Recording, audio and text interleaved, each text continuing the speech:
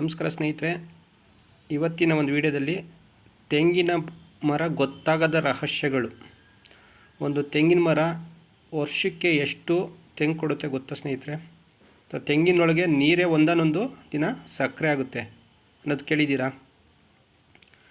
ಇವತ್ತಿನ ಶಾರ್ಟ್ ವಿಡಿಯೋದಲ್ಲಿ ನಿಮಗೆ ತೆಂಗಿನ ಬೆಳೆ ಕುರಿತಾಗಿ ಗೊತ್ತಿಲ್ಲದ ಕೆಲವೊಂದು ಆಶ್ಚರ್ಯಕರ ವಿಚಾರಗಳ ತೋರಿಸ್ತೀವಿ.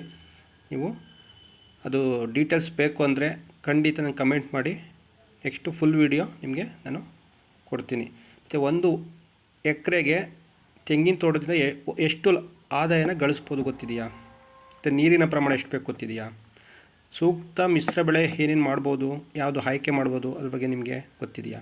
ಇದೆಲ್ಲ ಮಾಹಿತಿ ಬೇಕು ಅಂದರೆ ಕಮೆಂಟ್ ಮಾಡಿ, ನೆಕ್ಸ್ಟ್ ಒಂದು ವಿಡಿಯೋದಲ್ಲಿ ಕೊನೆಯವರೆಗೂ ನಾನು ಮಾಹಿತಿ ಕೊಡ್ತೀನಿ. Thank you. ಹಾಯ್ ಫ್ರೆಂಡ್ಸ್, ನಮಸ್ಕಾರ. ಮಂಡ್ಯ ಮಹೇಶ್ ನಿಮ್ಮ ಮಿತ್ರ ಚಾನಲ್ಗೆ ಸ್ವಾಗತ ಸ್ನೇಹಿತರೆ. ಇವತ್ತಿನ ಒಂದು ವಿಡಿಯೋದಲ್ಲಿ ಶಾರ್ಟ್ ವಿಡಿಯೋ ಮಾಡ್ತಾಯಿದ್ದೀನಿ.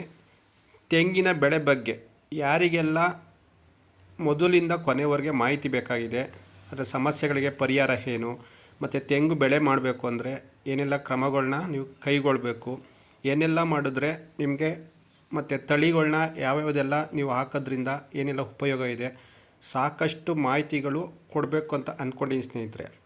ಯಾರ್ಯಾರು ಈ ವಿಡಿಯೋನ ನೋಡ್ತಾ ಇದ್ದೀರಾ, ನಿಮಗೆ ಖಂಡಿತ ಮಾಹಿತಿ ಬೇಕು ಅಂದರೆ ಕಮೆಂಟಲ್ಲಿ ತಿಳಿಸಿ. ನಾನು ಒಂದು ಲಾಂಗ್ ವಿಡಿಯೋ ಮಾಡಿ ನಿಮಗೆ ಸಂಪೂರ್ಣವಾದ ಮಾಹಿತಿ ಕೊಡಲಿಕ್ಕೆ ನಾನು ರೆಡಿ ಇದ್ದೀನಿ. ನೀವು ನನಗೆ ಕೇಳಿದ್ರೆ ಖಂಡಿತ ಬೇಕು, ವಿಡಿಯೋ ಕೊನೆವರೆಗೆ ಇನ್ಫಾರ್ಮೇಷನ್ ಬೇಕು ಅಂತ ಕೇಳಿದ್ರೆ ಖಂಡಿತ ನಿಮಗೆ ನಾನು ಕೊಡ್ತೀನಿ. ದಯವಿಟ್ಟು ತಿಳಿಸಿ, ಯಾರೆಲ್ಲ ಬೇಕು ಕಮೆಂಟ್ ಬಾಕ್ಸಲ್ಲಿ ತಿಳಿಸಿ. Thank you so much. Take care. Bye.